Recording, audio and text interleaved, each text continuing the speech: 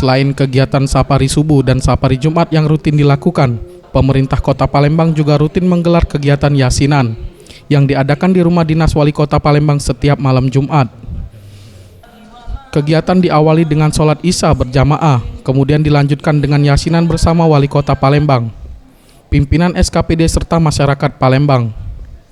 Ditemui usai acara, Wali Kota Palembang Harnojoyo mengatakan, selain kegiatan rutin, acara ini juga digelar dalam rangka persiapan menyambut pembacaan tilawatil Quran oleh 500 qori dan qori'ah terbaik Sumatera Selatan untuk pemecahan Museum Rekor Indonesia pada hari Minggu 11 Maret 2017 nanti. Terkait dengan persiapan acara yang akan dilaksanakan tanggal 11 malam Minggu di pembacaan Al-Quran 500 qori'ah terbaik Sumatera Selatan. Di akhir kegiatan, Harnojoyo menyantuni anak yatim piatu yang hadir dalam kegiatan Yasinan tersebut. Maulana Yusuf, Sriwijaya TV.